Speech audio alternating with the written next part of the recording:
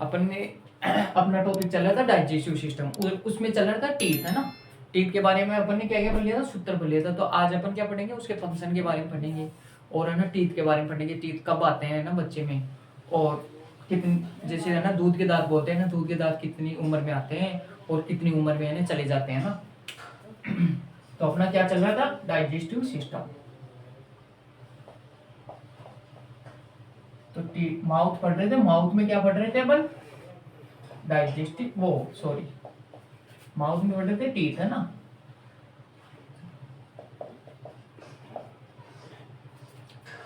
पाचन तंत्र, है ना, हेडिंग क्या थी, माउथ। और माउथ में फर्स्ट क्या था, टीथ।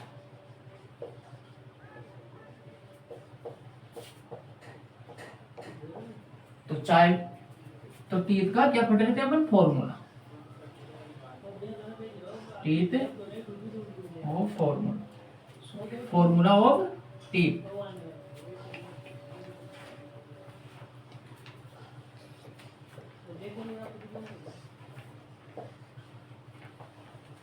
दांतों के सूत्र,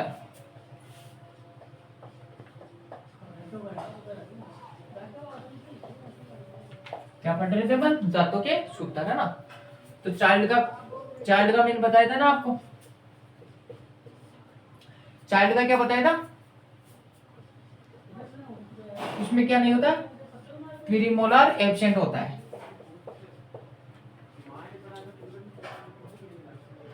प्रीमोलार टीथ क्या एब्सेंट होते हैं ना।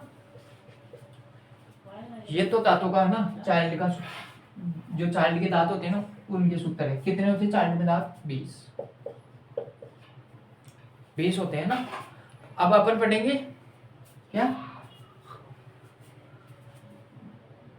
बच्चे में फर्स्ट, पहली बार बच्चे में पहली बार टीथ यानी कि दांत 5 से 6 महीने की उम्र में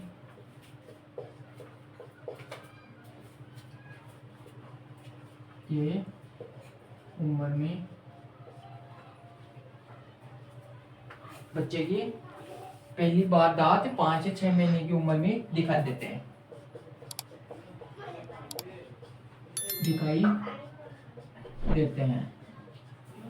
कब दिखाई देते हैं, 5 से 6 महीने। ये क्वेश्चन पूछा जाता है कि बच्चे में ना फर्स्ट बार में, और फर्स्ट बार में जो मैंने बताए थे ना इंसिसिव दांत, 4 प्रकार के टाइप बताए थे ना मैंने इंसिसिव दांत, फर्स्ट टाइम में वो होते हैं, जो उनको क्या बोलते हैं अपन, अभी नेक्स्ट पेज में लिखो आप,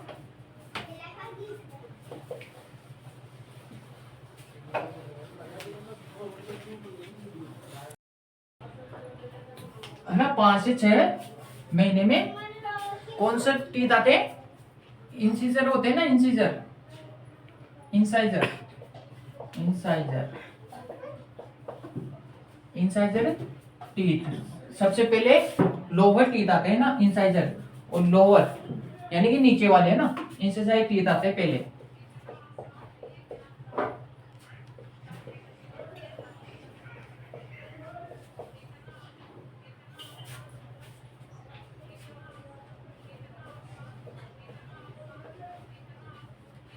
लोअर में दिखाई देते हैं,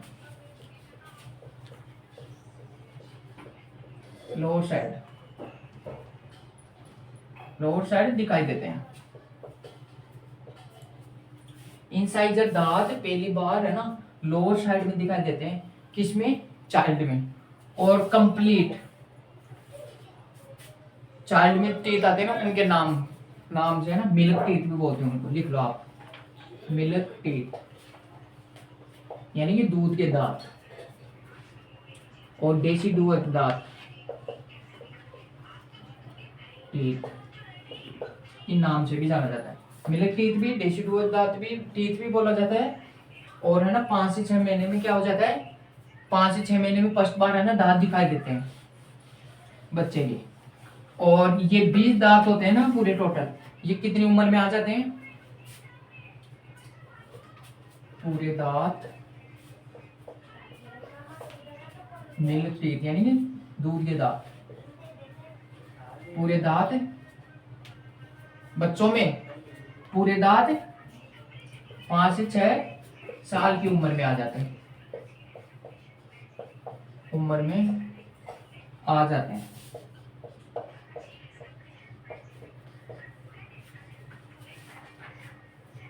आ जाते हैं। और प्रीमोलार टीथ बच्चों में नहीं होते, बच्चों में नहीं होते।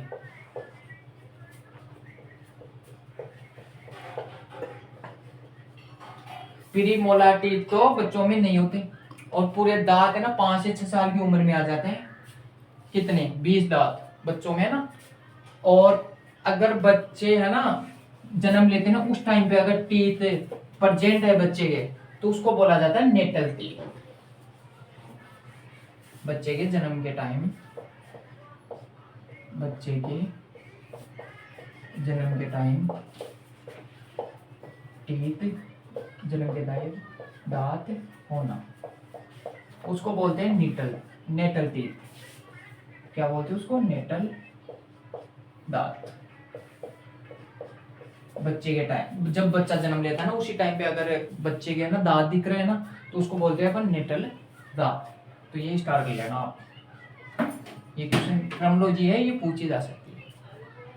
अब पढ़ रहे हैं अपन, ये बच्चों के दांत के बारे में था। अब पढ़ेंगे अपन अडल्ट के बारे में। अपन क्या? अडल्ट के बारे में।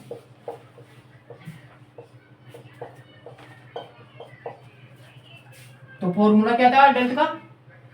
21-23 बताया था मैंने आपको। कितने दांत होते हैं टोटल? 32। अडल्ट में फर्स्ट पहली बार दांत, पहला दांत कौन सा आता है? पहला दांत आता है प्रीमोलार। पहला दांत कौन सा आता है? क्योंकि प्रीमोलार एब्सेंट होता है ना बच्चों में, तो पहला दांत प्रीमोलार दिखाई देता है। किसमें? अडल्ट में। और बच्चों में एब्सेंट रहता है। और फर्स्ट अडल्ट में फर्स्ट दांत कितनी उम्र में आता है? 7 ईयर पे। फर्स्ट दांत यानी कि पहला दांत कौन सी उम्र में आएगा? पहला दांत 7 साल की उम्र में, उम्र में, जिसको अपन क्या बोलते हैं? परमानेंट टीथ बोलते हैं। तो पहला दांत कब आएगा? 7 साल की उम्र में आएगा।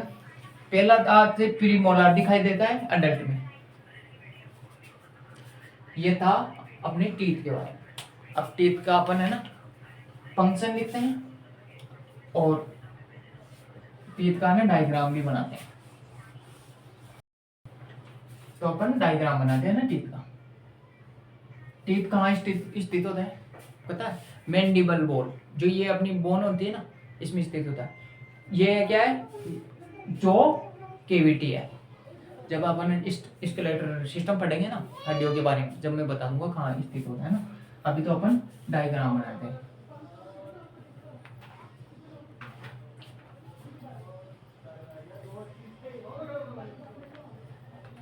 जो ये कवरिंग होती है ना टीथ के ऊपर, अपने दांत के ऊपर है ना एक कवरिंग होती है, उसको बोलते हैं एनिमल। एनिमल क्या होती है? एनिमल। ये कौन सी होती है? एनिमल। एनिमल, इसको क्या बोलते हैं अपन? एनिमल। ये कवरिंग होती है दांत के ऊपर। और ये सबसे एनिमल के बारे में लिख लेना, बॉडी का यानी कि पूरे शरीर में सबसे हार्ड पार्ट है ये। बॉडी का सबसे कठिन पार्ट, सबसे कठिन पार्ट, कठिन पार्ट होता है। इसमें कैल्शियम की मात्रा कितनी होती है?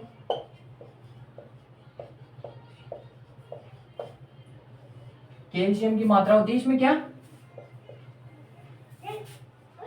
99%।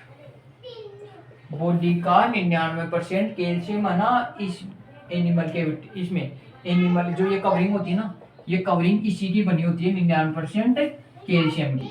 तो सबसे हार्ड पार्ट क्या हुआ इसका एनिमल का, वो सॉरी बॉडी का, तो एनिमल है ना, और किससे कैल्शियम से 99% बनी होती है। अब अपन पढ़ते हैं क्या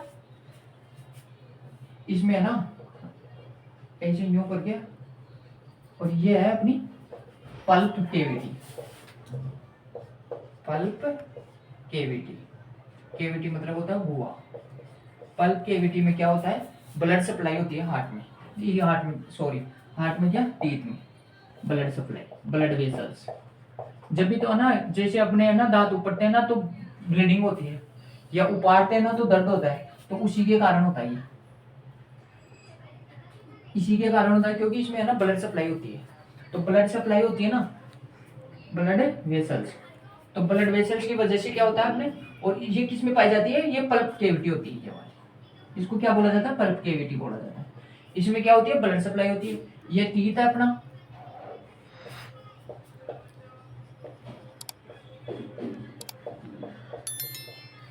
ये ऊपर की कवरिंग है ना, ये एनिमल है, ये बॉडी का सबसे कठिन पार्ट होता है। कैल्शियम में है ना, कैल्शियम की मात्रा इसमें कितनी होती है 99% बॉडी की है ना, कैल्शियम होता है ना, वो 99% से मिलकर बनी होती है ये, और बाकी अपना 1% है ना बॉडी में काम आता है कैल्शियम। ये है क्या, और ये ब्लड वेसल्स होती है ना, ये मसल्स में रहती है, ये मसल्स है अपनी। मसल्स मतलब मांसपेशियां, मांसपेशियां दिखाई नहीं देती है पेट में, नीचे है ना वो वाली, ऐसे अपना टीथ होता है। और ये याद रखना, ये वाला, ये क्वेश्चन पूछा जाता है। ये ब्लड सप्लाई तो फिर भी नहीं पूछेगा, लेकिन ये एनिमल वाला पूछा जाता है आपको। तो इस अब पढ़ते हैं अपन, यहाँ अपना टीथ भी कंप्लीट होता है। अब पढ़ेंगे अपन क्या, एक तो ना टीथ के बारे में लिखवा, हम दांतों की है ना स्टडी करते हैं ना अपन, उसको क्या बोलते हैं। दो क्वेश्चन और लिखा देता हूँ यहाँ। टीथ के बारे में ना अपन दो चीज और लिखते हैं ना, एक तो लिखो अपन जो अध्ययन करते हैं ना, study of teeth, study of teeth, दांतों का अध्ययन,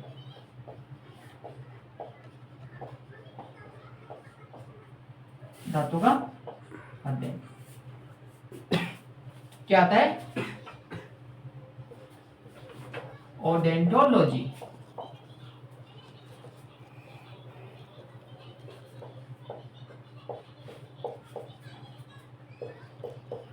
मैंने लॉजी का मतलब बताया था आपको, ओडेंटो मतलब दांत होता है, लॉजी मतलब अध्ययन होता है। तो ओडेंटोलॉजी, टीथ के अपन स्टडी करते हैं ना, उसको बोलते हैं ओडेंटोलॉजी। और जो मैंने एनिमल बताया था ना आपको, एनिमल, एनिमल बताया था ना, ये इसकी उत्पत्ति किससे होती है, मैंने बताया था ना, बच्चे में 3 लेयर चलती है, एक्टोडर्म, मेसोडर्म, एक्टोडर्म, है ना। तो इसकी किससे होती है, एनिमल की उत्पत्ति एक्टोडर्म से ना, किससे उत्पत्ति होती है, एक्टोडर्म से।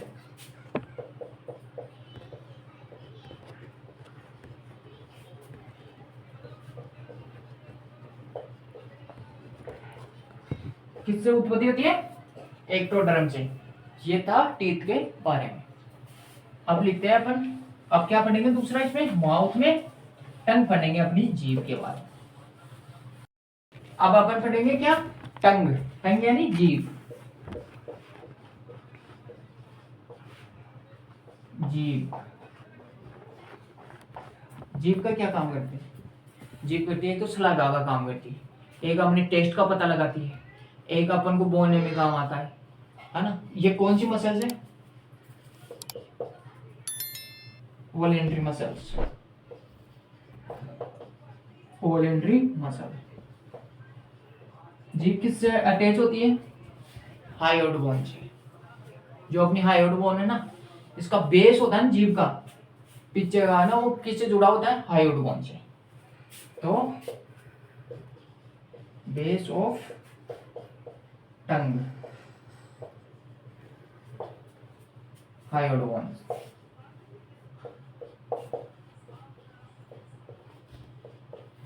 जीभ क्या क्या काम करती है? अपने टेस्ट का पता लगाना, भोजन को गतिशील बनाना, कार्बोहाइड्रेट का पाचन करना, सलाइवा का सीक्रेशन करना, बोलने में मदद करना, ये सभी क्या काम है? इसके जीभ के काम है।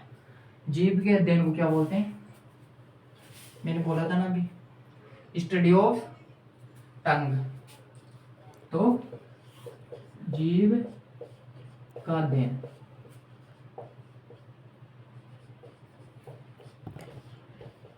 लॉजी तो आता है लास्ट में, क्या आता है? लॉजी। जीभ के अध्ययन को क्या बोलते हैं अपन?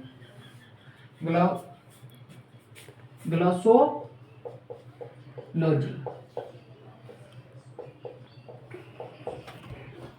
ग्लोसो मतलब जीभ और लॉजी मतलब अध्ययन। तो ये क्या है? जीभ के बारे में नाम है। वॉलेंट्री मतलब अपनी इच्छा से है, इसको हिला डुला सकते हैं, अपनी इच्छा से है ना, अपन टेस्ट कर सकते हैं। तो अपन अब क्या पढ़ेंगे इसके बारे में? फंक्शन। फंक्शन में पहला क्या है? टेस्ट।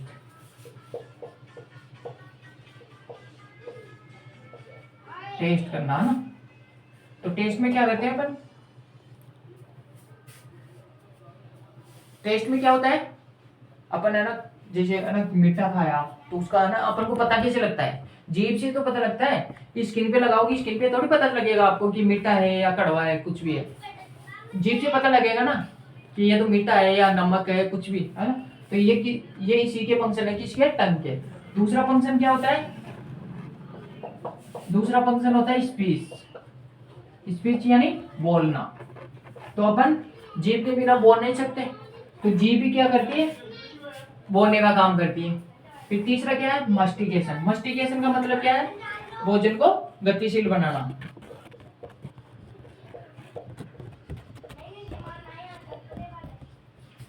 मस्टिकेशन ये क्या है?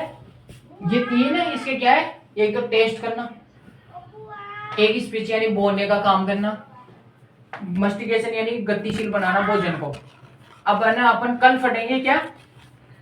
एक तो जीभ का डायग्राम बना के, है ना, फिर मैं बताऊंगा टेस्ट कहाँ कहाँ होता है। अपन डायग्राम बना के फिर बताऊंगा ना, आगे के पार्ट में कौन सा टेस्ट होता है, पीछे वाले पार्ट में कौन सा टेस्ट होता है, और साइड वाले पार्टों में कौन सा टेस्ट होता है ना जीभ की। फिर सलाइवा ग्लैंड पढ़ेंगे अपन। फिर है ना इसके थोड़ी बहुत है ना ट्रोमोलॉजी है कि है ना जैसे टेस्ट बड्स चल जाना, यानी कि टेस्ट नहीं आना जीभ से, है ना, तो उसको क्या बोलते हैं? टेस्ट है ना डिस्टर्ब कैसे होते हैं, ये सब है ना अपन कल नेक्स्ट क्लास में पढ़ेंगे। आज के लिए तो इतना है। टंग अपना है ना कल टॉपिक क्लियर करेंगे, है ना।